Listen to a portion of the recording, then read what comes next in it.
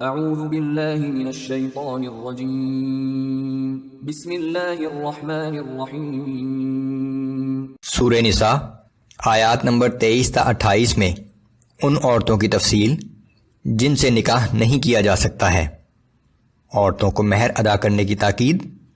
مہر ادا کرنے کی طاقت نہ رکھنے والوں کو مومنہ کنیزوں سے نکاح کرنے کی اجازت۔ اعوذ باللہ من الشیطان الرجیم۔ حرمت علیکم امہاتکم وبناتکم واخواتکم وعماتکم وخالاتکم، تم پر حرام کی گئی ہیں تمہاری مائیں اور تمہاری بیٹیاں اور تمہاری بہنیں اور تمہاری پھوپھیاں اور تمہاری خالائیں، وبنات الأخ وبنات الأخت وأمهاتكم اللاتي أرضعنكم وأخواتكم من الرضاعة، اور بھتیجیاں اور بھانجیاں اور تمہاری وہ مائیں جنہوں نے تمہیں دودھ پلایا ہو اور تمہاری دودھ شریک بہنیں، وأمهات نسائكم وربائبكم اللاتي في حجوركم من نسائكم اللاتي دخلتم بهن، اور تمہاری بیویوں کی مائیں اور تمہاری سوتیلی بیٹیاں بھی جو عام طور سے تمہاری ہی پرورش میں ہوں تم پر حرام کی گئی ہیں، بشرط کہ تم ان کی ماؤں کے ساتھ صحبت کر چکے ہو۔ فَإِن لَّمْ تَكُونُوا دَخَلْتُم بِهِنَّ فَلَا جُنَاحَ عَلَيْكُمْ، پھر اگر تم نے سوتیلی بیٹی کی ماں سے صحبت نہ کی ہو تو تم پر ان کی لڑکیوں سے نکاح کرنے میں کوئی حرج نہیں، یعنی ماں کو طلاق دینے کے بعد۔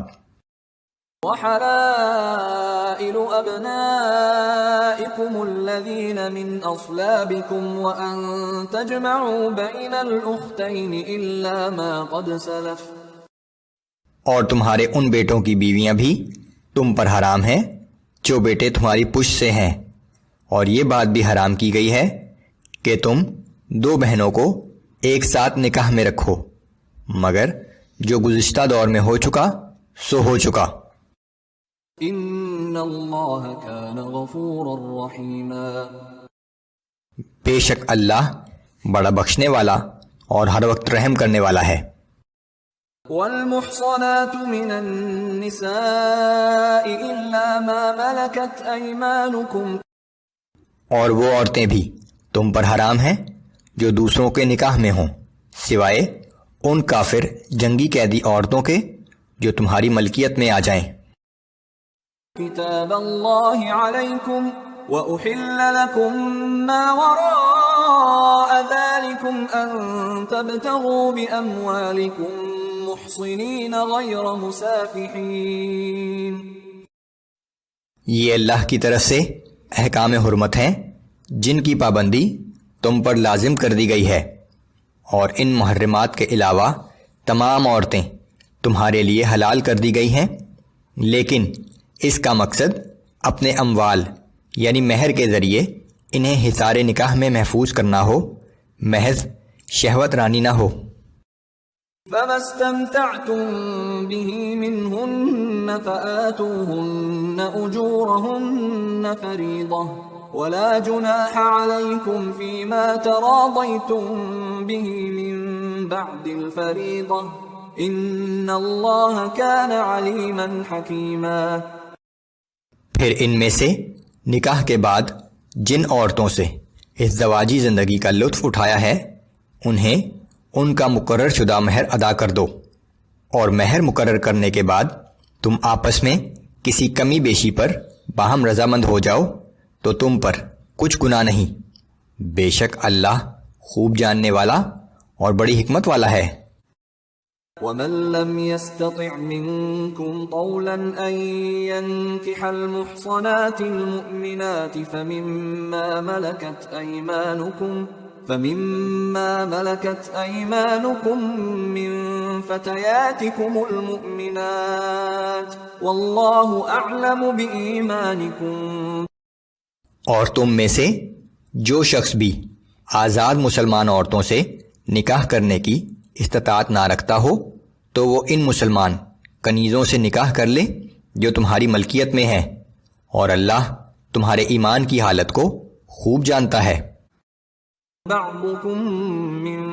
بعض فانكحوهن بإذن أهلهن وآتوهن أجورهن بالمعروف محصنات غير مسافحات ولا متخذات أخدان۔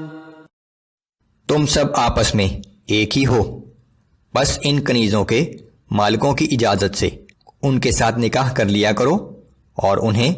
ان کے مہر حسب دستور ادا کرو، مگر صرف وہ کنیزیں جو پاک دامن ہوں، نہ اعلانیہ بدکاری کرنے والی ہوں اور نہ خفیہ آشنائی کرنے والی ہوں۔ فَإِذَا أُحْصِنَّ فَإِنْ أَتَيْنَ بِفَاحِشَةٍ فَعَلَيْهِنَّ نِصْفُ مَا عَلَى الْمُحْصَنَاتِ مِنَ الْعَذَابِ۔ پس جب وہ کنیزیں نکاح کے حصار میں آ جائیں، پھر اگر بدکاری کی مرتکب ہوں تو ان کے لیے اس سزا کی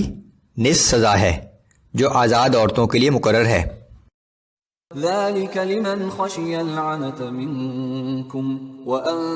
تَصْبِرُوا خَيْرٌ لَكُمْ وَاللَّهُ غَفُورٌ رَحِيمٌ۔ یہ کنیزوں سے نکاح کی اجازت اس شخص کے لیے ہے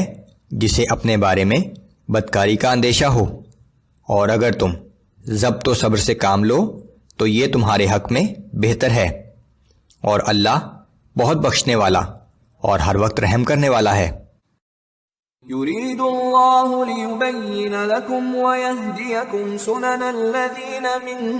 قبلكم ويتوب عليكم والله عليم حكيم۔ اللہ چاہتا ہے کہ وہ اپنے احکام تمہارے لیے صاف صاف بیان کر دے، اور یہ کہ جو صالحین تم سے پہلے گزرے ہیں تمہیں ان کے طریقوں پر چلائے، اور یہ کہ تمہاری جانب توجہ فرما کر تمہاری توبہ قبول فرمائے، اور اللہ بڑے علم والا، بڑی حکمت والا ہے۔ واللہ یرید ان یتوب علیکم ویرید الذین یتبعون الشہوات ان تمیلوا میلا عظیما۔ اور اللہ تو تم پر رحمت کے ساتھ توجہ کرنا چاہتا ہے، لیکن جو لوگ اپنی خواہشات نفسانی کی پیروی کر رہے ہیں وہ چاہتے ہیں کہ تم راہ راست سے بھٹک کر بہت دور نکل جاؤ۔ یرید اللہ ان یخفف عنکم وخلق الانسان ضعیفا۔ اللہ تم پر سے پابندیوں کو ہلکا کرنا چاہتا ہے کیونکہ انسان کو طبعاً کمزور پیدا کیا گیا ہے۔